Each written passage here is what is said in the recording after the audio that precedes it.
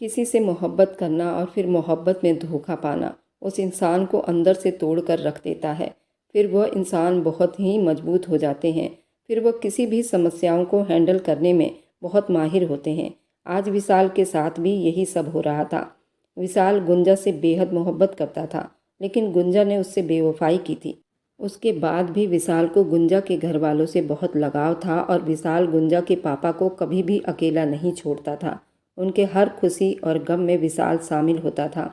आज गुंजा की छोटी बहन कस्तूरी की शादी थी और उस शादी में विशाल उनके बेटे की तरह सारा काम संभाले हुए था। गुंजा की बहन की शादी तो बचपन में ही तय हुई थी, लेकिन 2 दिन पहले ही शादी की डेट रखी गई थी और ये शादी होनी थी। उस शादी में विशाल जी जान लगाकर सारे काम को संभाल रहा था। विशाल मन ही मन में अभी भी गुंजा से मोहब्बत करता था और उसे वह कभी भी नहीं भूल पाता। विशाल के मम्मी पापा ने कितनी बार कोशिश की विशाल शादी कर ले, लेकिन वह हर बार कहता, माँ प्यार में धोखा खाना इतना आसान नहीं, और उसके बाद फिर दूसरी लड़की का चुनाव करना ये भी आसान नहीं। आप मुझे मेरे हाल पर छोड़ दें। गुंजा के पापा भी विशाल को समझा चुके थे, लेकिन विशाल की एक ही रट थी कि मैं गुंजा को छोड़कर किसी और लड़की को अपनी ज़िंदगी में शामिल नहीं कर सकता। विशाल एक बहुत ही अच्छा इंसान साबित हुआ था। गुंजा के इतना धोखा देने के बाद भी वह उनके घर से ऐसे ही संबंध रखता था जैसे पहले रखता था। विशाल का कहना था, धोखा सिर्फ मुझे गुंजा ने दिया है, उसके पापा ने या उसकी बहन ने क्या बिगाड़ा है। वे लोग तो विशाल के जितना ही परेशान हुए थे, बल्कि गुंजा से ज़्यादा विशाल की बात को माना जाता था। और आज गुंजा की बहन कस्तूरी की शादी थी।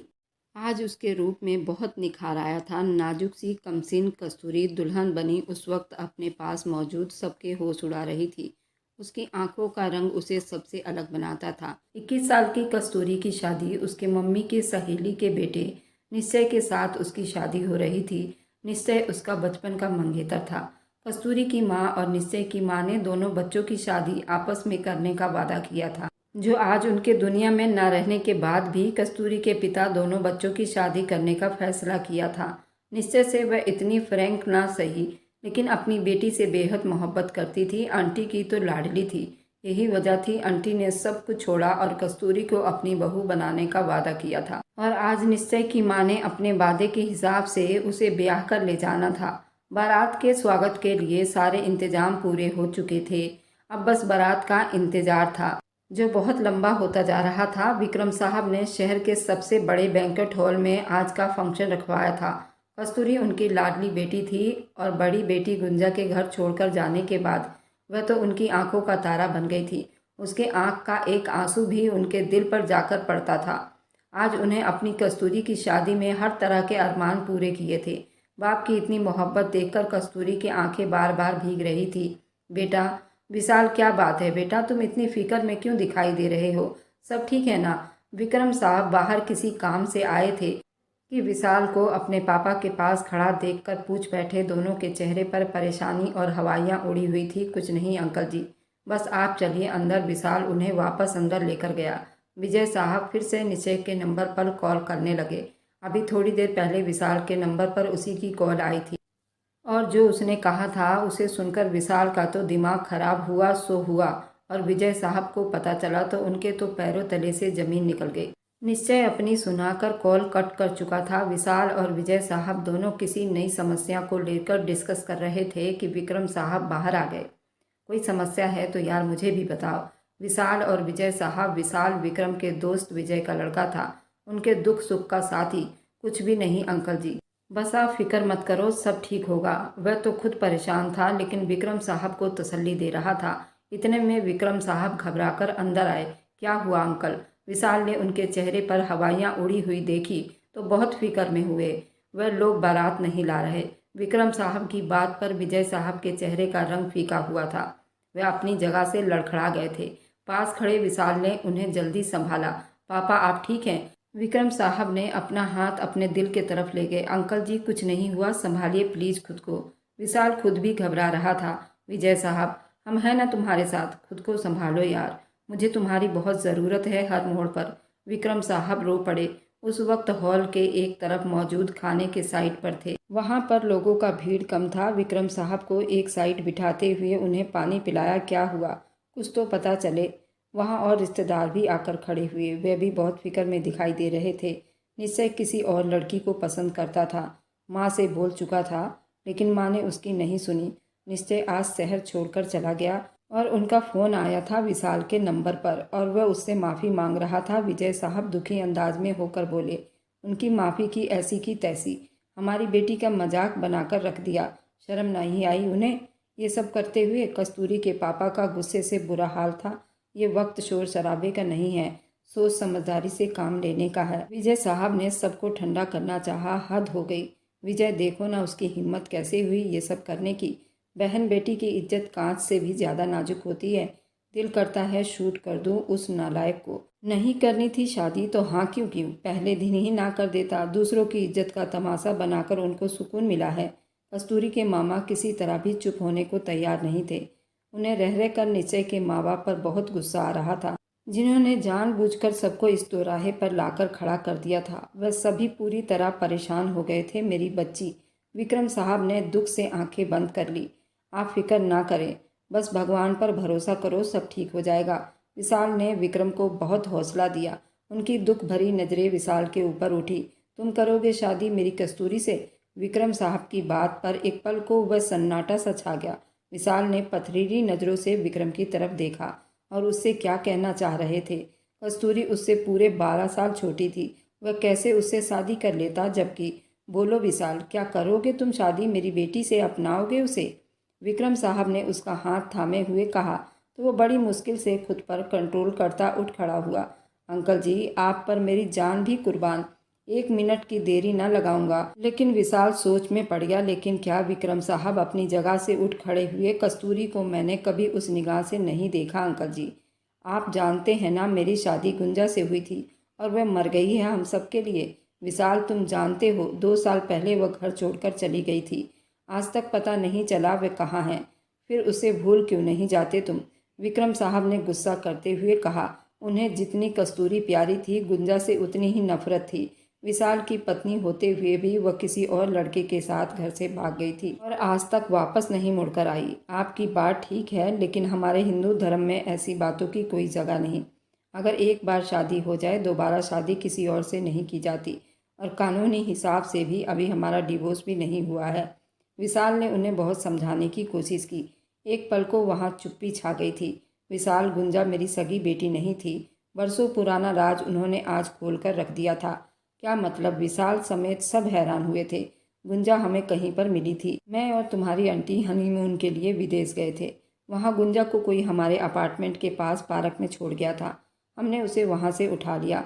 उसके माँ बाप को काफ़ी ढूंढने की कोशिश की, लेकिन कहीं कुछ पता न चल सका।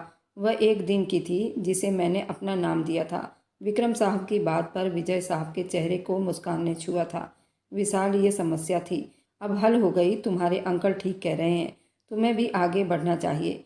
अब विजय साहब ने विशाल के कंधे पर हाथ रखते हुए धीमे शब्दों में कहा, आपकी बात बिल्कुल ठीक है अंकल जी, लेकिन आप जानते हैं कस्तूरी मुझसे कितनी छोटी, कितना एज डिफरेंस है हम दोनों में। बिल्कुल है, लेकिन इतना ज़्यादा डिफरेंस नहीं।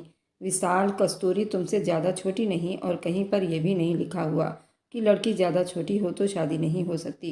विजय साहब भी इस बात पर राजी हुए थे। विशाल ने गंभीरता से कहा, फैसला हो गया विशाल, कस्तूरी से तुम्हारी शादी अभी और इसी वक्त होगी। विजय साहब ने वक्त को संभालते हुए कहा तो वह अपना होंठ भींचे उन्हें बेबसी से देखने लगा। विक्रम साहब और विजय साहब भी आपस में दोस्त थे। विशाल विजय साहब का लड़का था और ये दोनों दोस्त कुछ ही दूरी पर रहा करते थे। जब से गुंजा की शादी हुई थी, विशाल उनके घर पर ही ज़्यादा रहा करता था, क्योंकि विक्रम साहब की कोई औलाद नहीं, ये सिर्फ 2 ही बहनें थी। वह उनके घर पर सब देख रेख करता। कुछ साल पहले विशाल की मम्मी की भी डेथ हो गई थी, इसलिए विशाल उनके घर पर ही रहा करता था। विक्रम साहब उसको अपने बेटे की तरह ही मानते थे और गुंजा के जाने के बाद विशाल ने भी किसी और से शादी नहीं की। गुंजा के इंतज़ार में बैठा रहा और आज उसे ये दिन देखने पड़ रहे थे। कुछ ही देर में अंदर औरतों तक भी ये बात पहुंच चुकी थी कि निश्चय बारात नहीं ला रहा। कस्तूरी को तो विश्वास ही नहीं हुआ उनकी मम्मी की जिगरी दोस्त का बेटा उनके साथ ऐसा कुछ कर सकता था। उसकी आंखों में आंसू भर आए। आगे बढ़कर अपना मोबाइल उठाते उसने अपनी आंटी को कॉल मिलाई। कॉल जा रही थी लेकिन कॉल रिसीव नहीं हो रही थी। 1 बार 2 बार उसने कई बार कॉल मिलाई, लेकिन हर बार ही कॉल जाती रही। लेकिन कॉल किसी ने भी रिसीव नहीं की। कस्तूरी की रोते हुए हिचकियाँ बन गई थी। वह अभी भी विश्वास नहीं कर पा रही थी। मोबाइल हाथ में थामे बैठी हुई थी। उसी पल उसके पापा और अंकल कमरे में दाखिल हुए। कस्तूरी ने खड़े होते उनके तरफ पथराई नज़रों से देखा। विक्रम साहब ने कस्तूरी के सर पर प्यार भरा हाथ रखा। बेटा, जो होता है अच्छे के लिए होता है। हर चीज़ में भगवान की अच्छाई छुपी होती है, ये समझना होगा। भगवान कभी भी इंसान को उसकी हिम्मत से ज़्यादा परेशानी नहीं देता, इसलिए उस पर भरोसा रखो। उसने बहुत अच्छा सोच रखा होगा, ज़रूर अच्छा ही होगा। वह ये सब क्यों कह रहे थे? कस्तूरी समझ नहीं पा रही थी। उन्हें देखने लगी। बेटा, मैं और आपके अंकल जी ने ये फैसला किया है। मैं उम्मीद करता हूँ आप मुझे मना नहीं करोगी। कैसा फैसला पापा? आज से पहले कभी मैंने आपको मना किया है? कस्तूरी ने जल्दी खुद को संभाल लिया था। बेटा, कुछ देर में आपकी शादी विशाल से होगी। उम्मीद करते हैं आप अपने पापा का सर झुकने नहीं दोगी। पापा, ये आप क्या कह रहे हैं? विशाल, लेकिन वह तो गुंजा दीदी के पति है ना। बेटा, अपने दिमाग से उस लड़की को निकाल दो। अब हमारा उससे कोई संबंध नहीं। दरवाजे पर किसी के आने की आहट हुई, जो कि पंडित जी और उसके मामा अंदर दाखिल हुए। कस्तूरी अपने पापा को मना करना चाहती थी, लेकिन वहाँ सबकी मौजूदगी में उसके हाथ पैर ही बंध गए थे। वे चाह कर भी अब मना नहीं कर पा रही थी। कस्तूरी की माँ और उनकी सहेली आज उसे इस हाल में लेकर खड़ा कर दिए थे। वह मजबूर थी, आखिर करती भी तो क्या करती। बाहर सभी उसका इंतजार कर रहे थे। मरे मरे कदमों से उसे मंडप तक जाना पड़ा। वहाँ पर सभी लोग बैठे थे। विशाल और कस्तूरी की शादी की रस्में शुरू हो गई थी। उसका कन्यादान हो गया, फेरे पड़े। जब जब पंडित जी उसे कस्में खाने को कहते, वह अपना दिल मुट्ठियों में भींच लेती और ये शब्द उसे जहरीले लग रहे थे। इसी तरह अब उन दोनों की शादी संपन्न हुई। फिर उसने अपने पापा की तरफ एक निगाह डाली, जिनकी नज़रें उस पर ही टिकी हुई थी। कस्तूरी को लगा जैसे उसके साथ ज़बरदस्ती की जा रही थी। दिल पर पत्थर रखकर उसने उस शादी को स्वीकार कर लिया।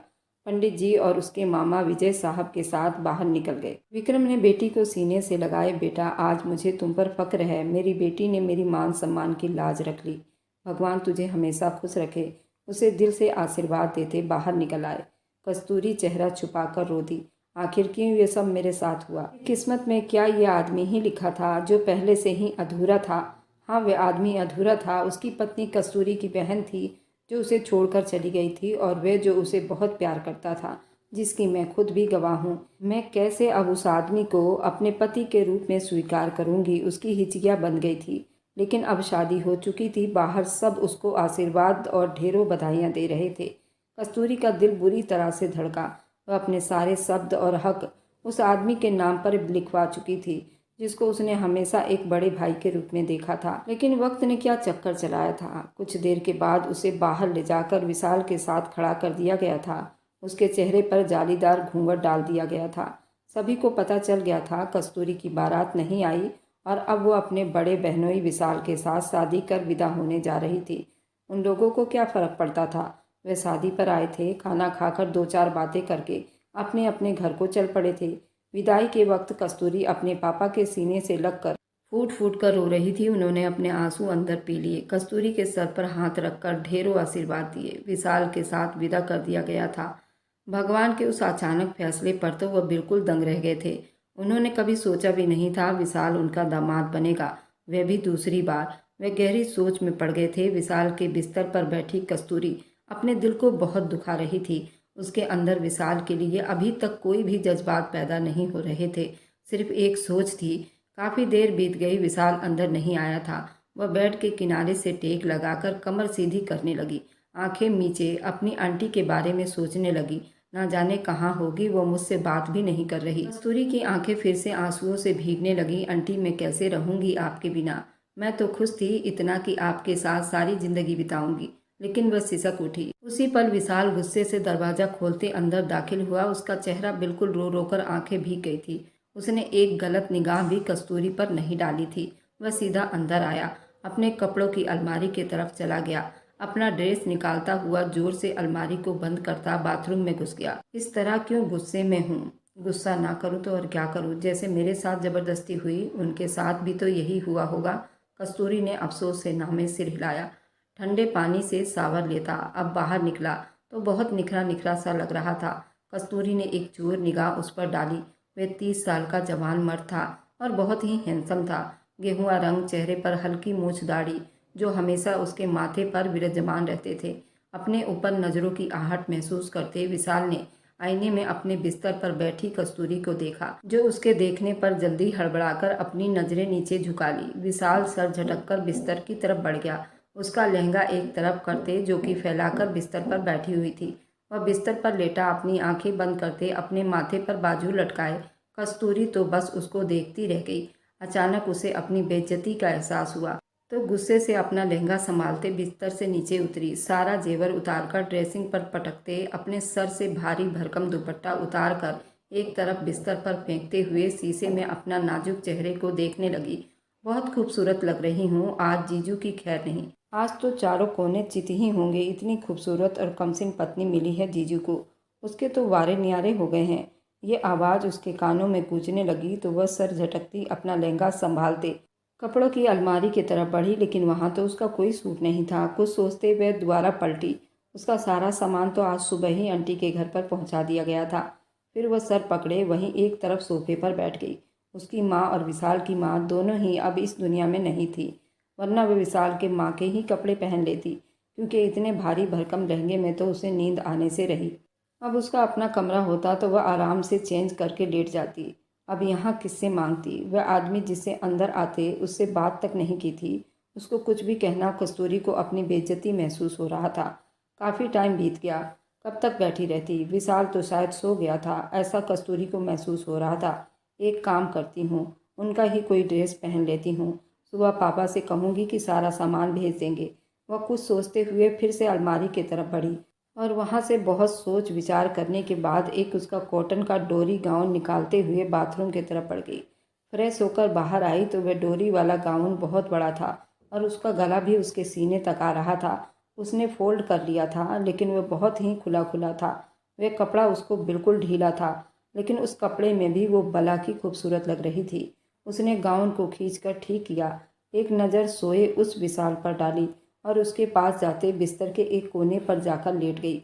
उसे देखा, जबकि विशाल के पोजीशन में जरा सा भी बदलाव नहीं आया था। कस्तूरी ने दूसरी तरफ करवट लेते अपनी आंखें बंद कर ली। अभी उसे आंखें बंद किए 2 मिनट भी नहीं बीते थे, कमरे में एकदम अंधेरा छा गया। कस्तूरी का दिल धक से रह गया। उसे अंधेरे से डर लगता था, वह अंधेरे से घबराती थी।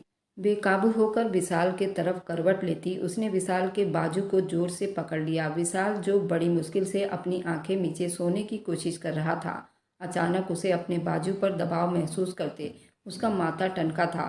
आंखें खोलते मुंह फेर कर कस्तूरी के तरफ देखने लगा, लेकिन अंधेरा होने की वजह से उसे कुछ समझ नहीं आया। लाइट चली गई थी और शायद उसका इन्वर्टर भी खराब था। विशाल उसकी शादी के इंतजाम में इस तरह बिजी था, उसे अपना बिजली का इन्वर्टर ठीक करवाने का भी याद नहीं रहा। विशाल उठने लगा। कस्तूरी ने उसे अपनी तरफ खींच लिया। वह हड़बड़ाकर उसके ऊपर जा गिरी। क्या बदतमीजी है, छोड़ो मेरा हाथ। वह गुस्से से भड़का। कस्तूरी की आंखें पानियों से भर गई। वह जल्दी विशाल का हाथ छोड़ते हुए अपने मुंह पर हाथ रखती अपने आंसुओं को हलक में उतारने लगी। विशाल गुस्से से उठता उसे डांट दिया। दरवाजे के पास पहुंचा। कस्तूरी के ऊंचा ऊंचा रोने की आवाज़ पर वह घबराकर वापस पलट आया। क्या हुआ, क्यों रो रही हो? वह गुस्सा करते उसे डांटते हुए चिल्लाने लगा।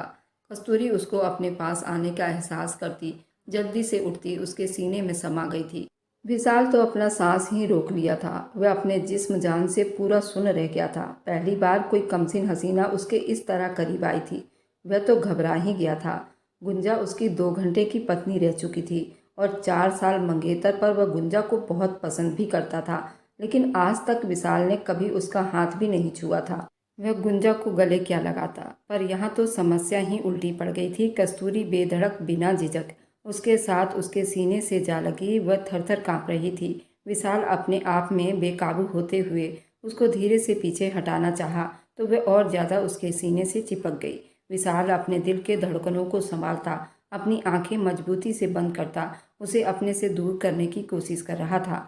वह उतना ही उसके अंदर समाती जा रही थी और विशाल के लिए उतनी ही मुश्किल खड़ी कर रही थी। कस्तूरी, प्लीज़ दूर हो जाओ। विशाल को अपनी आवाज़ भी शायद खुद सुनाई नहीं दे रही थी। कमसिन पत्नी के हुस्न के आगे विशाल जैसा मजबूत आदमी बिल्कुल ढीला पड़ गया था। अपने जज्बात पर कंट्रोल नहीं कर पा रहा था। उसके जिस्म की नाजुक गर्माहट वह अपने दिल की धड़कनों में घुसा हुआ महसूस कर रहा था, जो उसे और ज़्यादा परेशान कर रहा था। मुझे अंधेरे से डर लगता है, वह उसके सीने में मुंह दिए चिल्ला रही थी। प्लीज़ दूर होकर बात करो, मैं यहीं हूँ, कहीं नहीं जा रहा। विशाल ने अब की बार खुद पर काबू पाते हुए उसे जरा पीछे हटाया तो वह कांपते हुए जरा सी पीछे हुई, लेकिन विशाल के बाजू को ना छोड़ा। कस्तूरी, यहीं हूँ, छोड़ दो मुझे। विशाल ने अब की बार उसे घूरते हुए कहा तो कस्तूरी ने हाथ पीछे हटा लिया। विशाल ने मोबाइल का टॉर्च जलाते ऑन की। कस्तूरी की हलक में अटकी हुई सांस बहाल हुई। लाइट क्यों चली गई अचानक? कस्तूरी ने होश हवास में आते पूछा। लाइट चली गई है तो चली गई है, उसमें इतना सोचने वाली क्या बात है? विशाल ने माथे पर बल डालकर कहा। कुछ देर पहले वाली खुमारी का अब कहीं भी नामो निशान तक नहीं था। आपके घर तो इन्वर्टर भी था ना? कस्तूरी ने धीरे से पूछा। हाँ, वह खराब है, मोबाइल पर कोई नंबर डायल करते वह उसके तरफ देखे बिना जवाब दिया। वह किसी को कॉल करके अपना इन्वर्टर ठीक करवाने को बोल रहा था। बात करते हुए मुंह कस्तूरी के तरफ मोड़ लिया। उसी पर लाइट आ गई। उसके बाकी शब्द मुंह में ही अटक गए। सामने खड़ी लड़की उस वक्त उसके लिए कड़ी इम्तिहान बन चुकी थी। उसको अपने उस गाउन में देखते विशाल का रहा सहा दिमाग भी घूम कर रह गया था। उसे अपने दिल की धड़कनों में पहली बार बहुत जलजला महसूस हुआ था।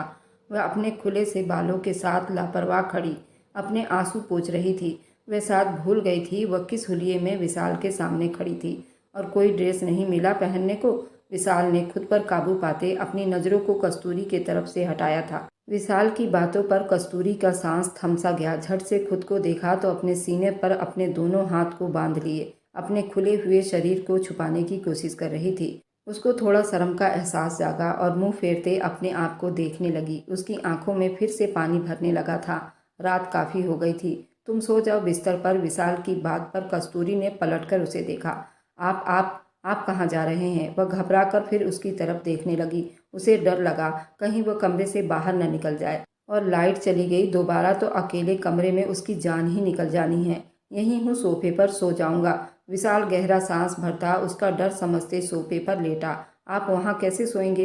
ये आपका कमरा है, आप बिस्तर पर जाकर लेट जाओ। इतना बड़ा तो बेड है आपका, हम दोनों आराम से सो सकते हैं। उसकी बात पर विशाल ने उसे आश्चर्य से देखा। मासूम थी या मासूम बनने का एक्टिंग कर रही थी? विशाल को समझ नहीं आया। नहीं, मैं यहीं ठीक हूँ, उसने आराम से मना कर दिया। आपको वहाँ नींद नहीं आएगी। कस्तूरी को उसकी न जाने क्यों फिक्र हो रही थी। पता नहीं, आंखें मीचे वह कुछ देर पहले वाले पल को सोचने लगा जब कस्तूरी बेकाबू हुई थी, उसके सीने से जा लगी थी। वह अभी तक उसकी सांसों को अपनी धड़कनों में महसूस कर रहा था। तुम्हें अपने बिस्तर पर नींद आ जाएगी। आप प्लीज़ आ जाइए बिस्तर पर। अगर मेरे यहाँ होने से आपको कोई समस्या है तो मैं नीचे चली जाती हूँ। कस्तूरी ने उसे विनती भरे अंदाज में कहा तो विशाल ने उसे घूरा। तुम चुप करके सो नहीं सकती? अब आवाज़ ना आए तुम्हारी, वरना मैं साथ वाले रूम में चला जाऊंगा। विशाल की धमकी काम आ गई। अब वह दोबारा ना बोली। काफ़ी टाइम बीत गया।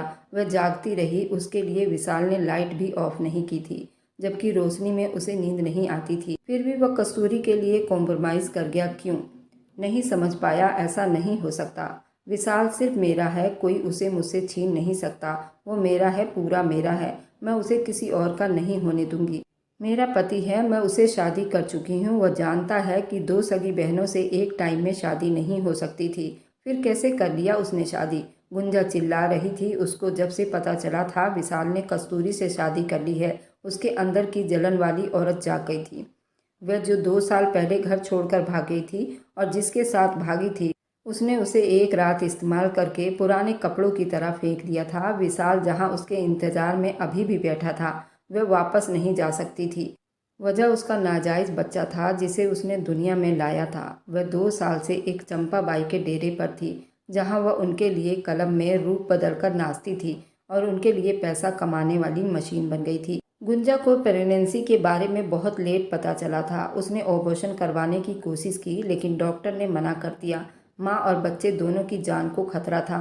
मजबूरन बात डिलीवरी तक पहुंच गई थी। बच्ची कमज़ोर थी। डिलीवरी के बाद उसको मशीन में रखा गया था।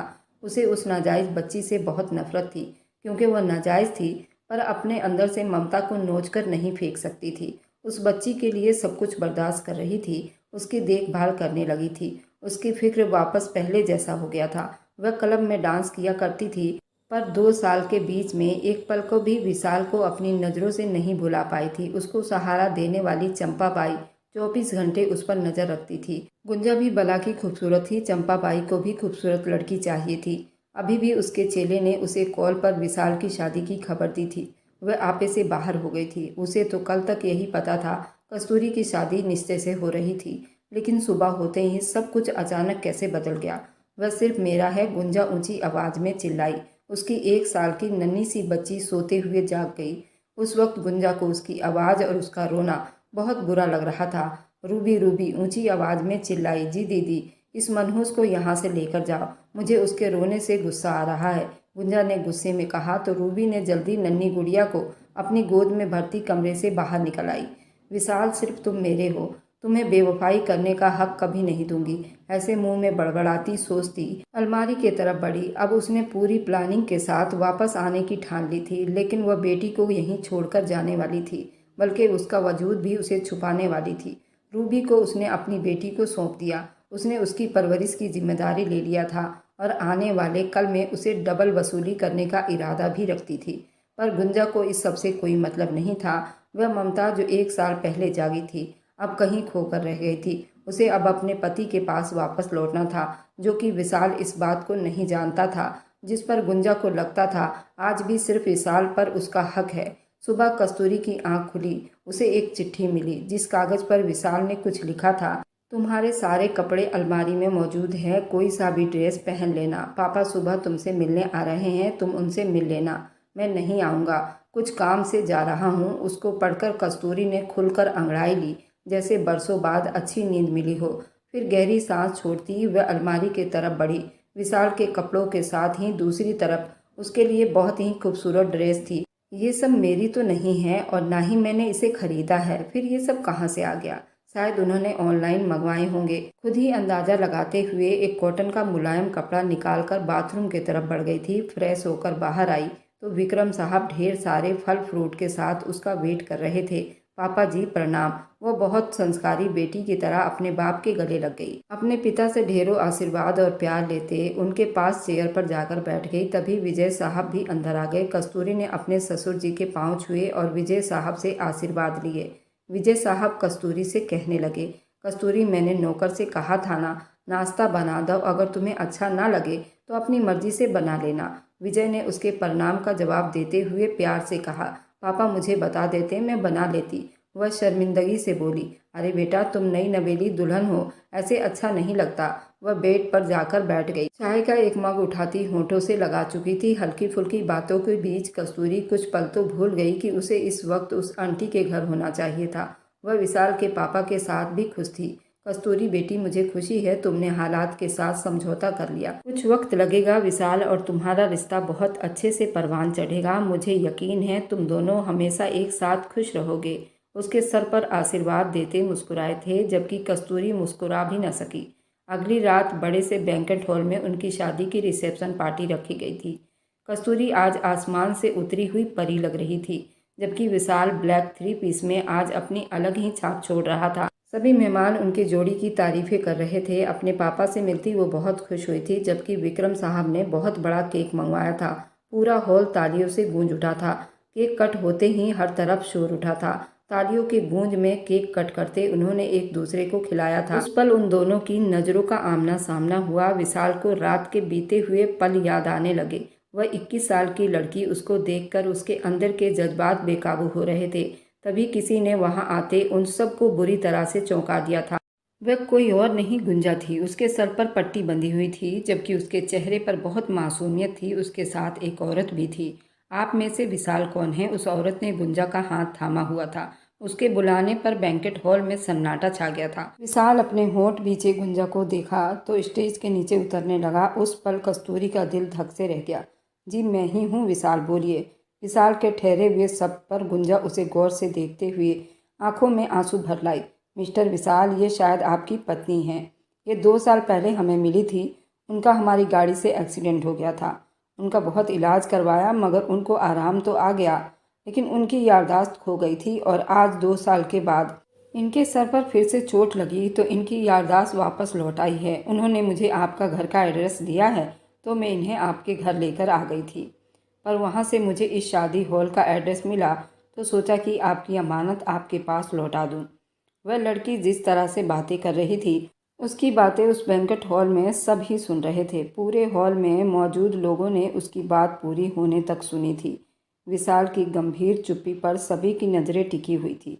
सबको जानना था अब आगे क्या होगा। कौन गुंजा? मैं किसी गुंजा को नहीं जानता, बहुत मेहरबानी होगी आप यहाँ से चली जाओ। वह बिल्कुल साफ साफ अंदाज में बोलते हुए गुंजा को अंदर ही अंदर जलाते हुए भट्टी पर बिठा गया था। विशाल ने वापस स्टेज की तरफ कदम बढ़ा दिए थे। गुंजा ने फिर से उसको पुकारा। वह वहीं थम सा गया, लेकिन वापस गर्दन नहीं घुमाया था। तुम मुझसे नाराज हो? मैं तुम्हारी पत्नी हूँ, क्या तुम्हें मेरी शादी याद नहीं? पापा जी। अचानक से नज़र विक्रम पर जा ठहरी थी। वह भागती हुई उनके सीने से जा लगी। पापा जी, मुझे माफ़ कर दो। मैं अपनी नासमझी और ज़िद में घर छोड़कर चली गई थी, लेकिन भगवान ने मुझे सही रास्ता दिखा दिया है। मेरी याददाश्त चली गई थी और मैं इतने साल आप लोगों से दूर रही। वह बिलक बिलक कर रो रही थी। विक्रम साहब के पास उसे दिलासे देने को भी कुछ नहीं बचा था। अब उस बैंक्वेट हॉल में उस वक्त पूरी चुप्पी छाई हुई थी। गुंजा की अचानक वापसी पर सभी चुप थे। विशाल जेब में हाथ डाले दीवार के साथ टेक लगाए खड़ा था, जैसे उसका इस सारे मामले से कोई लेना देना था ही नहीं। विक्रम साहब भी उस वक्त वहीं पर थे। कोई ना कोई फैसला लेना था ताकि सबकी ज़िंदगी आराम से बीत सके। गुंजा ने गलत वक्त पर एंट्री की थी। उसका आना किसी को अच्छा नहीं लग रहा था। वह सच कह रही थी या झूठ, कोई नहीं जानता था, लेकिन असल फैसला तो विशाल को करना था, जो बिल्कुल चुप था। विशाल, तुम कुछ कहते क्यों नहीं हो? इस तरह बिल्कुल चुप क्यों हो? विजय साहब ने बेटे को बिल्कुल चुप देखा तो उसे बोलने पर उस्काया था। पापा, फैसला 2 साल पहले हो चुका था, अब कोई फैसला नहीं होगा। वह दीवार के साथ खड़ा था और ऊपर रेलिंग पर अपने हाथों की मुठ्ठियां जमाए खड़ी कस्तूरी खुद पर सब्र किए नीचे का सारा मंजर देख रही थी। गुंजा कुछ समझी नहीं। विजय साहब की बात पर विशाल ने बाप को जख्मी नज़रों से देखा। मेरे लिए ये लड़की अब एडजस्ट नहीं करती। आपने जो फैसला करना है कर लीजिए, मुझे उससे कोई मतलब नहीं है। बस सर झटका वहाँ से ऊपर सीढ़ियों की तरफ बढ़ा। तभी पीछे से आवाज़ आई, रुक जाओ विशाल। गुंजा की पुकार पर फिर से उसके कदम वहीं रुके थे। तुम मुझे यूं छोड़कर नहीं जा सकते, जबकि ये भी जानते हो कि मैं कितने बड़े हादसे का शिकार हो गई थी। फिर भी तुम मेरे लिए इतने सख्त शब्द कैसे इस्तेमाल कर सकते हो? गुंजा ने उसका बाजू थामा, जिसे विशाल ने उसी पल जोर से झटका था और गुस्से में वापस मुड़ा था। दूर रहकर बात करो, खबरदार जो मुझे छुआ भी तो। वह इतने गुस्से में गरज रहा था। गुंजा डर कर 2 कदम पीछे हट गई थी। ऊपर खड़ी कस्तूरी को देखते उसके अंदर एक आग का लावा भड़क उठा था। तुम्हें अब मैं बुरी ही लगूंगी विशाल, क्योंकि तुम्हें एक कमसीन जवान खूबसूरत लड़की जो मिल गई है। अब तुम्हें मुझ में कमी ही नजर आएगी। अब तो तुम्हें सामने खड़ी वो लड़की अच्छी लगेगी ही। अपनी गंदी जुबान से बकवास बंद करो। विशाल फिर से गुस्से से दहाड़ा था। गुंजा दोबारा से बड़बड़ाने लगी थी। वह अपनी उंगली उठाकर वार्निंग दे रही थी। तुम मेरी जगह मेरी बहन को कैसे दे सकते हो विशाल, जबकि मैं भी तुम्हारी पत्नी हूँ। तुम कस्तूरी से शादी कैसे कर सकते हो? ये शादी बिल्कुल भी ठीक नहीं है। तुम्हें कस्तूरी को छोड़ना होगा। गुंजा अपनी ही कही जा रही थी। एक वक्त में 2 बहनों से शादी नहीं हो सकती। हाँ, तो फिर यहाँ तुमको किसने बुलाया? तुम तो 2 साल पहले घर से गायब थी ना, बिना किसी को कुछ बताए कहाँ चली गई थी? शादी तो तुम खुद अपने हाथों से तोड़कर भाग गई थी। ये शादी तो कब की खत्म हो चुकी है। और अगर तुम्हें लगता है कि अभी तक तुम मेरी पत्नी हो तो ये तुम्हारे अंदर बहुत बड़ी गलतफहमी है। ये मैं अभी दूर भी कर देता हूँ। कस्तूरी से शादी करने से पहले ही मैं तुम्हारे लिए तलाक के पेपर साइन करके भेज चुका था। अब 1 मिनट से पहले यहाँ से तुम दफा हो जाओ। विशाल की बात पर गुंजा का रंग बिल्कुल फीका पड़ गया था। बस उसे यकीन नहीं आया कि विशाल ऐसे उसे डिवोर्स देगा। तुम ऐसा नहीं कर सकते हो। मेरी बहन को तुम मेरी जगह नहीं दे सकते। वो बुरी तरह चिल्लाते हुए विशाल के गिरेबान तक पहुंची। विशाल ने उसका हाथ अपने कॉलर से झटका। तुम अपनी लिमिट में रहो। मैं औरतों पर हाथ नहीं उठाता, पर तुम मुझे मजबूर कर रही हो कि मैं तुम्हें धक्के देकर घर से बाहर निकाल दूं। विशाल के ऐसे गुस्सा करने पर गुंजा की आंखें आंसुओं से तर हो गई थी। तुम ये सब इसलिए कह रहे हो ना कि मैं 2 साल घर से गायब रही, वरना तुम तो मुझसे मोहब्बत करते थे ना। फिर वो मोहब्बत क्या हुआ? विशाल से तड़पते हुए पूछ रही थी। भाड़ में गई मोहब्बत, मेरे लिए इज्जत से बढ़कर कुछ भी नहीं। इतना कहते विशाल वापस पलटा। क्या मुझे माफ़ नहीं कर सकते? एक आखिरी विनती समेत मुझे माफ़ कर दो विशाल। माफ़ी गलती की होती है, गुनाह की नहीं। वह इतना कहते सीढ़ियाँ ऊपर चढ़ता चला गया, जबकि गुंजा वहीं फूट फूट कर रो रही थी। घर चलो गुंजा, विक्रम साहब ने आखिर दिल अपना बड़ा करते हुए गुंजा से कहा। वह जानते थे अब यहाँ से निकलकर ये कहाँ जाएगी, उसका कोई ठिकाना नहीं। मजबूरन अपना दिल उन्हें ही बड़ा करना पड़ा था। नहीं, मैं विशाल को छोड़कर कहीं नहीं जाऊंगी। मैं जानती हूँ वो आज भी मुझसे प्यार करता है। बस गुस्सा है, जब गुस्सा उतर जाएगा तो खुद ब खुद ठीक हो जाएगा और वो मुझे अपना भी लेगा। आपको पता है ना पापा, इंसान गुस्सा इसलिए करता है जिस पर वह अपना हक समझता है। विशाल ने गुस्सा करके अपना हक जताया तो मेरा फर्ज है कि मैं यहीं रहूं। गुंजा की अजीब बात पर उन्होंने उसे हैरानी से देखा। लगता है चोट ने दिमाग पर अभी भी असर छोड़ रखा है। विक्रम साहब बड़बड़ा रहे थे, जब डिवोर्स के पेपर साइन हो गए हैं तो तुम किस हक और किस हैसियत से यहाँ रहोगी। विक्रम साहब ने विजय साहब की तरफ सवालिया नज़रों से देखा तो उन्होंने आंखों ही आंखों में तसल्ली दी कि सब ठीक हो जाएगा। कस्तूरी बड़ी आश्चर्य से उसे देखते विशाल के कमरे की तरफ बढ़ गई। गुंजा के दिल के अंदर फिर से आग उबलने लगी थी। गुंजा अंदर आई तो विशाल गैलरी में खड़ा सिगरेट पर सिगरेट फूंक रहा था। कस्तूरी को न जाने क्यों यह सब बुरा लग रहा था। विशाल क्यों सिगरेट पी रहा था? क्या गुंजा दीदी से वह अभी भी मोहब्बत करते हैं? तभी तो उनकी याद में सिगरेट पी रहे हैं। कस्तूरी के दिमाग में ताने बाने शुरू हो गए। पलटकर एक नज़र गैलरी में खड़े विशाल पर डाली, जो बहुत चुप से तारों भरा आसमान को देख रहा था। कस्तूरी ने खुद पर काफ़ी देर काबू रखा था, फिर उठती हुई गैलरी की तरफ आते एक पल में विशाल के हाथ से सिगरेट लेकर दूर फेंका। विशाल ने चौंक कर उस कमसीन हसीना को देखा जो कितने हक से उससे सिगरेट छीन चुकी थी। आपको अगर टेंशन है तो टेंशन का हल सोचिए, ना कि सिगरेट पर सिगरेट पीकर रात बिताओ। वह गुस्से में आग बबूला होते हुए अपनी बात कहती पलटी थी। विशाल ने उसके कमर में हाथ डाले उसे अपने करीब किया था। क्या चाहती हो तुम? क्यों करीब आई हो? बार बार मेरे जज्बात भड़काने आग लगाने आ जाती हो। दूर रहो मुझसे, मेरी कमसिन पत्नी कस्तूरी। विशाल मरवा की मोहब्बत की आग की लपेट तुम तक पहुंची तो तुम्हारी नन्ही सी जान सहन नहीं कर पाएगी। जान से भी जाओगी। वह उस पर अपनी गर्म सांसों की हवा छोड़ता गंभीर शब्दों में बोलते एक झटके से उसे छोड़ा था। फिर से सिगरेट सुलगाने लगा था और अब लंबे लंबे धुआं उड़ाया था। अब कस्तूरी ने उससे सिगरेट लेते अपने मुंह की तरफ ले जाना चाहा कि विशाल एकदम चौंका था। उसकी उस हरकत पर गुस्सा होते उससे सिगरेट खींचा।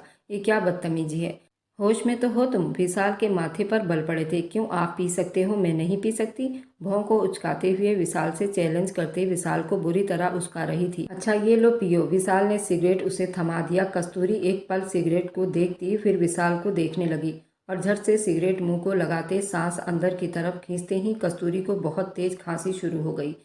उसे सांस लेना दुश्वार हो गया था। विशाल की घबराहट भरी नजरें उस पर टिकी थी। उसकी कमर में हाथ डाले वह उसे अपने सांसों के करीब कर गया था।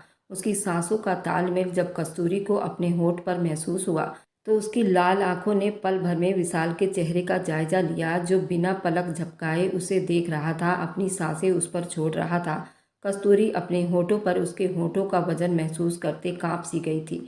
कौन सी खांसी, कहाँ की खांसी, वह सब भूल गई थी। याद था तो उसका गरम गरम सांस जो कस्तूरी के नॉर्मल होती ही एकदम से उस पर अपने प्यार का निशान छोड़ने लगा था।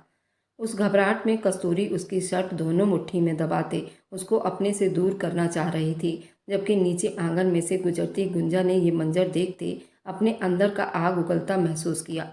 दोनों इतनी जल्दी एक रात में कैसे एक दूसरे के करीब आ गए थे? गुंजा के तो पैरों तले से जमीन निकल गई थी। कितनी चाहत से उसे किस कर रहा था। विशाल उस वक्त कहीं ध्यान नहीं दिया। वे उस वक्त रूम में नहीं बल्कि बाहर गैलरी में खड़े हैं। किसी की भी नज़र उन लोगों पर पड़ सकती है, पर वह तो अपनी मनचाही पत्नी को अपने सीने से लगाए उसे किस करते जा रहा था। कस्तूरी ने एक गहरी सांस भरते उसके सीने पर सर टिका दिया। विशाल के चेहरे को धीमी मुस्कान ने छुआ था।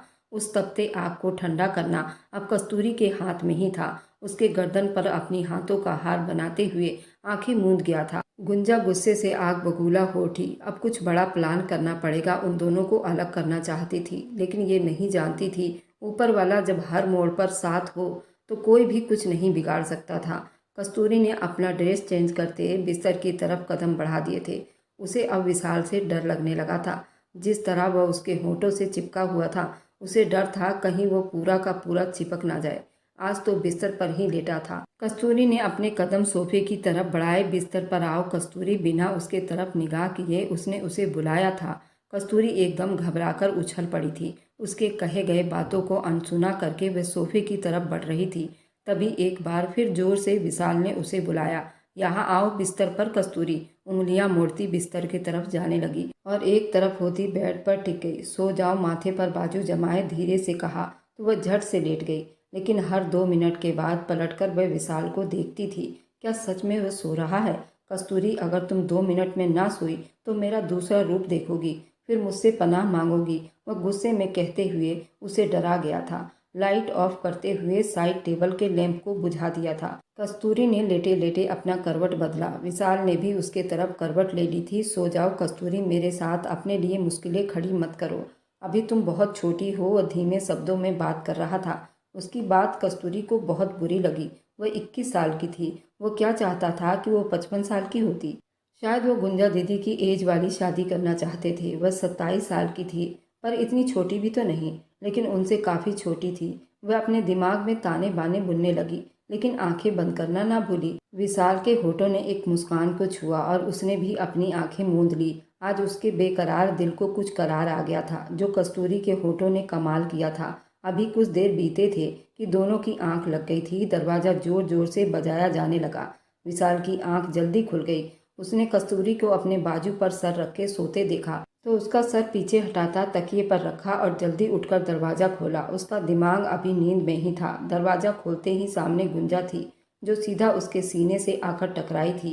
विशाल, मुझे डर लग रहा है। वहाँ घर में कोई है? वह आंखें मूंदे आंसू लिए बोली थी। जबकि विशाल ने उसको इस तरह नाइटी में देखा तो विशाल अपने होठों को पीछे किया, उसे खुद से एक झटके से दूर किया था, जैसे कोई अछूत हो। गुंजा बड़ी मुश्किल से खुद को संभालती हैरानी से उसे देखने लगी। क्या तुम्हें विशाल बेवकूफ़ नजर आता है, जो तुम्हारे चालबाजी और चालाकी भरे हथकंडों में आएगा? अपनी औकात में रहो, बल्कि अपने घर चली जाओ, ये ज़्यादा अच्छा रहेगा। तुम्हारा चेहरा इस घर में बर्दाश्त करना बड़ा मुश्किल काम है। विशाल उसे गुस्से से देखते हुए बोल रहा था। इतने में कस्तूरी की आंख खुल गई। दरवाजे पर अपने पति विशाल को देखते वह उस तक आई थी। तुम सिर्फ मेरे हो विशाल, मैं तुम्हें नहीं खोना चाहती। गुंजा अपने काबू को खोती हुई विशाल के होठों को जोर से चूम लिया था। उसका दिल बड़ी जोर से चाह रहा था वह भी उसी तरह उसको किस करे, जैसे उसने कस्तूरी को की थी। उसके इस हरकत पर विशाल का पारा हाई हुआ था। तभी उसने झटके से उसे पीछे किया था। अभी वह कुछ कहता कि कस्तूरी को अपने पास खड़ा देखकर वह चौंक गया था। जिसकी आंखों में दर्द और आंसू थे, विशाल को उसकी भरी हुई आंखें आंसुओं से दिखाई दे रही थी। उसे बिल्कुल भी अच्छा नहीं लगा। वह गुंजा को बुरी तरह से डांटते हुए कस्तूरी की तरफ पलटा था। कस्तूरी, अंदर चलो। उसका इस तरह गुस्सा देखा उससे बोलने लगा, जबकि वह इतनी देर में गुंजा के गाल पर एक थप्पड़ रख चुकी थी। गुंजा ने गाल पर हाथ रख के हैरानी से अपनी छोटी बहन को देखा। शर्म नहीं आती दीदी, क्यों आई हो यहाँ? कस्तूरी गुस्से से चिल्लाई थी। ये मेरी जगह है। कस्तूरी, तुम आई हो बीच में, शर्म तुम्हें आनी चाहिए। अपनी बहन के पति पर डांका डालते हुए गुंजा भी आग उगलती हुई कस्तूरी से बात कर रही थी। कस्तूरी ने गुस्से से मुस्कुराकर कहा, तुम्हें पता होना चाहिए कि विशाल आपको कब का डिवोर्स दे चुके हैं। ठीक होगा, आप यहाँ से अब इज्जत के साथ चली जाओ। कस्तूरी का गुस्सा अब 7वें आसमान पर था, जिसे देखकर विशाल भी घबरा उठा था। मैं कहीं नहीं जाऊंगी कस्तूरी, जाना तुम्हें पड़ेगा। विशाल कल भी मेरा था, आज भी मेरा है और हमेशा मेरा ही रहेगा, समझी तुम? गुंजा गुस्से से चिल्लाई थी। कस्तूरी ने उसे जवाब देने के बजाय पलटकर विशाल को देखा, जो उसे ही देखे जा रहा था। कस्तूरी ने आगे बढ़कर उसके होठों को अपने होठों के पकड़ में ले लिया और उन पर अपना गुस्सा दिखाने लगी। उसकी इतनी हिम्मत पर गुंजा ने बिल्कुल चुप होते उसे देखा, जबकि विशाल को तो अपना दिल पसलियों से तोड़कर बाहर आता हुआ महसूस हुआ था। वह इस तरह गुस्से से उसके होठों को चूम रही थी, अपने दांतों से 2 बार काट भी चुकी थी। विशाल ने एक बार भी उसे अपने से दूर नहीं किया था और ये बात गुंजा को सुलगा गई थी। विशाल ने आंखें मींची। उसकी वह सारी भड़ास सहता रहा, एक बार भी पलटकर उस कार्रवाई में साथ नहीं दिया था। जानता था उसका प्यार वह सहन नहीं कर पाएगी और पीछे हट जाएगी। यही तो विशाल अब नहीं चाहता था। उसके जज्बात अब उसके काबू में नहीं थे। कस्तूरी की ऐसी हरकत ने विशाल के जज्बात पर जलती में तेल का काम किया। अगर उसने उसका साथ नहीं दिया तो उसको रोका भी नहीं था। गुंजा वहीं खड़ी रह गई, जबकि कस्तूरी विशाल के होठों के साथ चिपकी दरवाजे को उसके मुंह पर जोर से बंद करती जा चुकी थी। गुंजा जले पैर की बिल्ली की तरह वहां से अपने कमरे की तरफ बढ़ गई थी। अंदर आते ही कस्तूरी ने अपनी पकड़ से विशाल को आज़ाद करना चाहा था, लेकिन अब विशाल का इरादा बदल चुका था। उसने हाथ उसके कमर में डालते ही उसे अपने सीने में दबोच लिया था। क्या हरकत थी ये? अपने जख्मी होठों की तरफ इशारा करते हुए पूछा था, जिन पर वह बुरी तरह से निशान छोड़ चुकी थी। छोड़िए मुझे, आपको शर्म नहीं आती? उसने अपने से दूर करते हुए विशाल को अपने पास से हटाना चाहा और विशाल से नाराज होती हुई कहने लगी, जब तुम्हें गुंजा ने छुआ था तो तुम चुपचाप क्यों खड़े थे? तुम्हें अपनी पत्नी की बहुत चाहत हो रही है ना? मैं हूँ यहाँ, अपनी प्यास बुझा लीजिए मुझसे। लेकिन किसी दूसरी औरत की तरफ आंख उठाकर भी देखा तो जान से मार दूंगी आपको। कस्तूरी गुस्से से उसके सीने से फिर से जा लगी और उसके कॉलर को पकड़कर उसके होठों तक पहुंच गई। विशाल बिना पलक झपकाए उसके शब्द पर गौर करने लगा था। वह उसे खुल्लम खुल्ला ऑफर दे रही थी। विशाल को उसके चैलेंज से लगा था वह कमज़ोर इंसान है, जो किसी के साथ भी। विशाल ने बड़ी मुश्किल से अपने अंदर उठते आग को कंट्रोल किया था और बहुत ही आराम से अपना कॉलर कस्तूरी के हाथ से छुड़वाया, जो उसने अगले ही पल फिर से थाम लिया। दोनों की नज़रें एक दूसरे को देख रही थी। एक की आंखों में आंसू दुख था, जबकि दूसरे की आंखों में वह रंग। आप मुझे पीछे नहीं हटा सकते विशाल, मेरा हक है आप पर। वह एक एक शब्द पर जोर देती बोली, ये हक जताना तुम्हें महंगा भी पड़ सकता है कस्तूरी। गंभीर शब्दों में कहता वह कस्तूरी का दिल धड़का गया था। कस्तूरी की पकड़ खुद ब खुद ढीली पड़ गई। विशाल ने उसके हाथों को अपनी पकड़ में लेते अपने होठों के पास किया, जबकि वह अपने हाथों को उसके नाजुक कमर पर रखता हुआ उसे थोड़ा सा ऊपर की तरफ करता अपने चेहरे के पास ले आया। कस्तूरी का तो सारा खून चेहरे पर उतर आया था। मेरी तड़प पूरी करने की ताकत है तुम्हारे अंदर? वह उसके नाक के साथ नाक रगड़कर कहता, आंखों में खुमारी लिए पूछा था। उसकी बोलती बंद करवा गया था। वे तो जज्बात में आकर बहक गई थी, लेकिन विशाल तो सच में जज्बात में आ गया था। उसका अंदाज देखते ही कस्तूरी को खतरे की घंटी बजती हुई दिखाई दी। उसने पीछे होना चाहा, लेकिन विशाल की पकड़ से वह खुद को छुड़वा नहीं पाई। विशाल ने उसे कमर से खींचकर अपने सीने पर गिरा चुका था। उसकी धड़कनों का शोर वह अपने सीने में धड़कता महसूस कर रहा था। बहुत शोर मचा रही थी ना? अब सहो मेरे जज्बात को, मेरे हर उस प्यार को, क्योंकि इसको भड़काने में तुमने कोई कसर नहीं छोड़ी है। तुमने मेरे होठों का क्या हाल बना दिया। अब देखो मैं तुम्हारे जिस्म को कैसे निखारता हूँ। वह एकदम उसे अपनी बाहों में भरते बिस्तर पर लाया। उसका बदलता रूप कस्तूरी की रीढ़ की हड्डियों में सनसनी दौड़ गया था। वह चाह कर भी विशाल को पीछे नहीं हटा सकी, क्योंकि उसी ने उसको मोहब्बत करने पर उस्काया था। विशाल ने कस्तूरी की इच्छा पूरी रात उस पर प्यार की बौछार कर अपना हक वसूल किया था। अपने होठों से उसके सिसकियों का गला घोटते उसमें गुम हो गया था, उसे खुद में गुम कर चुका था। नीचे की तरफ कुछ शोर की आवाज़ें आ रही थी। आखिर समस्या क्या है? क्यों फ़ोन कर रही हो मुझे बार बार? एक बच्ची नहीं संभाली जा रही तुम लोगों से? गुंजा गुस्से से गरजती बोले जा रही थी। दरवाजे के पास से जाते हुए विजय साहब ने उसकी बात सुन ली थी। वह सुबह पूजा आराधना के लिए उठे थे। अब लौटे तो गुंजा की बात सुनते बुरी तरह से चौंक पड़े थे। बच्ची? कौन सी बच्ची? वह हैरान हुए। अगर बुखार है तो डॉक्टर के पास लेकर जाओ। मुझे क्यों फ़ोन करके तंग कर रही हो? आगे से कुछ कहा गया, जिस पर गुंजा घबरा गई। माँ हूँ उसकी, जानती हूँ, लेकिन मुझे उसकी शक्ल से नफरत है। नाजायज़ बाप की औलाद है वह। उसके उन शब्दों पर विजय साहब का खून खौल उठा था। मरती तो मर जाए, जान छूटेगी मेरी उस गंदगी से, गुंजा ने गुस्से से कहते कॉल काट दी। अपने पीछे विजय साहब को खड़ा देखकर वह बुरी तरह से घबराई थी। तुम इस तरह गिर जाओगी गुंजा? मुझे अंदाजा नहीं था। तुमने रात के अंधेरे में एक आदमी के साथ भागकर अपना मुंह काला करवा लिया और फिर एक बच्ची को जन्म भी देकर उसे गंदगी कह रही हो। गंदगी तो तुम हो। तुम्हें अगर विक्रम उठाकर ना लाया होता तो किसी गंदगी के ढेर पर पड़ी होती और नाजायज़ कहलाती। पर कहते हैं ना, नस्ल नस्ल पर ही जाता है। तुम खुद नाजायज़ थी। कोई तुम्हें पैदा करते ही फेंक कर चला गया था और तुमने भी अपनी परवरिश को आग में झोंक कर अपने परंपरा को ऐसे ही दोहराया जैसे तुम्हारे साथ हुआ था। विजय अफसोस से कहते हुए गुस्से में आ गए थे। विजय साहब ने उसकी तरफ गुस्से से देखा। अंकल मेरी बात सुनो, ऐसा कुछ भी नहीं है। आपने जो सुना वह सच नहीं। वह बच्ची मेरी नहीं। गुंजा फिर से झूठ बोलने लगी थी। अपनी बकवास बंद करो और मेरे बेटे और बहू के जागने से पहले इस घर से निकल जाओ। मैं नहीं चाहता कि तुम्हारी हकीकत सबके सामने खुले। वह गुस्से से दहाड़ते खुलेआम दरवाजे से बाहर निकलती चली गई और वह अपने बाल नोचने लगी। आज सब कुछ उसके हाथ से निकल गया था। अब सिवाय पछतावे के कुछ बचा ही नहीं था। अंगड़ाई लेते कस्तूरी ने आंख खोली थी। अपने तन पर कपड़ा ना देखकर वह शर्मासी गई। अपने बहुत ही करीब सोए विशाल को एक भरपूर निगाह से देखा। उसके चेहरे को मुस्कान ने छुआ था। आगे की तरफ होते वह उसके गाल पर अपने होंठ लगा गई थी। विशाल फिर से बेकाबू हो गया था। कस्तूरी को खुद भी पता नहीं चला था कि नरम मुलायम होठों का भार पाते ही विशाल की आंख पलक झपकते ही खुली थी। कस्तूरी के चेहरे से मुस्कान पल भर में उड़ चुकी थी। उससे पहले कि वह उठकर उससे दूर होती, विशाल ने उसे दोनों बाजू से पकड़कर उसे अपने ऊपर गिरा लिया था। वह फिर से उसके पकड़ में ढेर हो गई थी। विशाल ने फिर से उसे अपने सीने में दबोच लिया था। उसकी नज़रें उसके आर पार कर रही थी। तुम कितनी खूबसूरत हो, उसके कमर पर उंगलियों का दबाव बढ़ाता गंभीर शब्दों में बोला था। वो मुझे बाथरूम जाना था, कस्तूरी ने बहाना बनाते हुए कहा। मुझे भी ले चलो, एक साथ बाथरूम चलते हैं।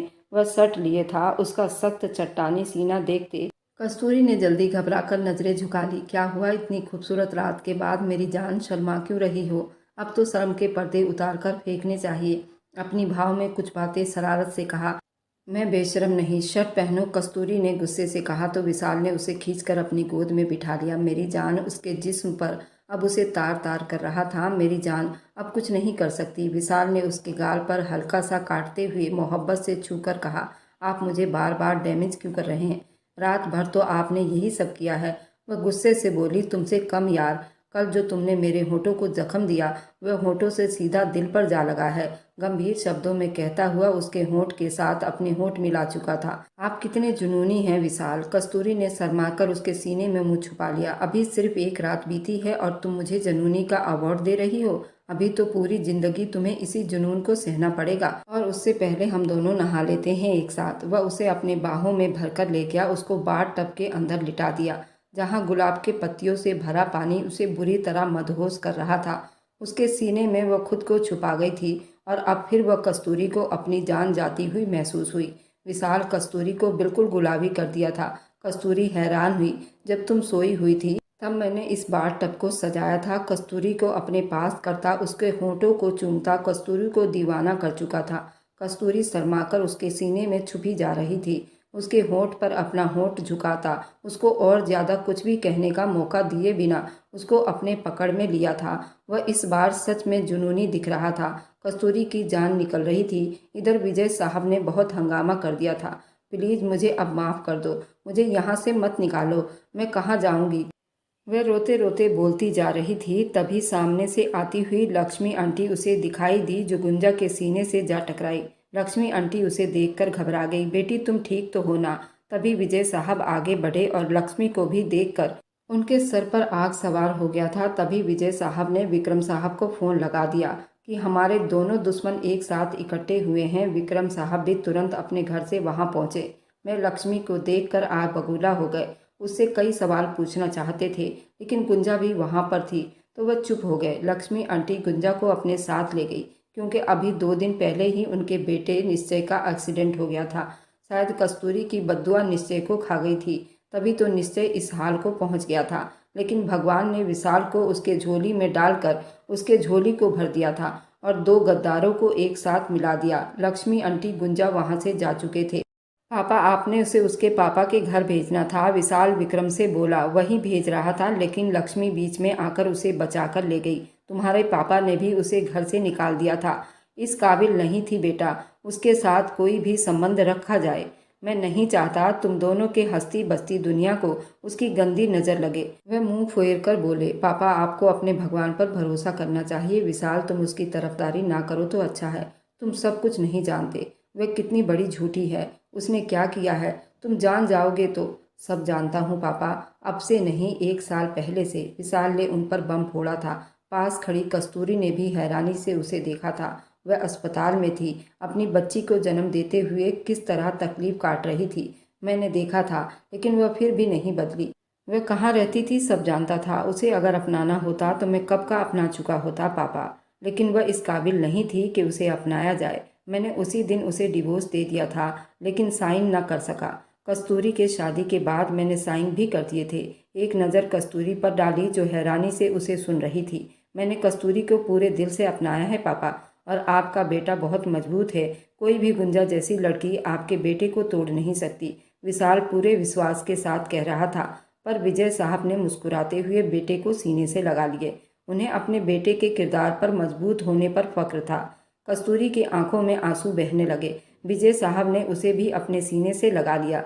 बस बेटा, रोना नहीं, जो बीत गया सो भूल जाओ, अपनी ज़िंदगी में खूबसूरती से आगे बढ़ो। विजय के नंबर पर कॉल आने लगी तो वो कॉल रिसीव करने के लिए बाहर निकल गए। मेरी प्यारी पत्नी, यहाँ आओ। विशाल ने उसे सोफे के ऊपर बुलाया, कस्तूरी को अपने पास बुलाया। वह गुस्से से उसे देखते हुए उसके पास जाकर खड़ी हुई, जिसने 1 साल तक उससे ये सब छुपाए रखा था। विशाल ने उसे खींचकर अपने होठों पर लगा लिया। मेरी जान, नाराज हो? उसे अपनी तरफ मोड़ते उसके गाल पर हाथ फेरता हुआ गंभीर शब्दों में बोला, आपको मुझे बताना चाहिए था ना, उसमें कुछ खास बात नहीं जो बताया जाए। वैसे भी जिन लोगों की मेरी ज़िंदगी में कोई हैसियत नहीं होती, मैं उनके बारे में सोचता भी नहीं। उसके गालों पर अपने होठों से किस करता हुआ उसे चुप करवाने पर मजबूर कर दिया था। विशाल, ये तुम्हारा रूम नहीं है। वह उसके बेकाबू तबीयत से एक ही रात में अच्छी तरह से घबरा गई थी। अच्छा मेरी जान, रूम में जाना है? चलो फिर। विशाल ने जल्दी उसे गोद में भरा तो कस्तूरी ने घबराकर उसे देखा। वह किस तरह रोमांटिक हो गया, कस्तूरी को क्या पता था। खड़े होने की वजह दी, वो पूरा उसके ऊपर लेटता चला गया। विशाल उसे कमरे में ले जाकर दरवाज़ा लॉक कर चुका था। वह जानता था कस्तूरी को कैसे अपने काबू में करना है। उधर लक्ष्मी ने गुंजा को अपने घर में जगह दी।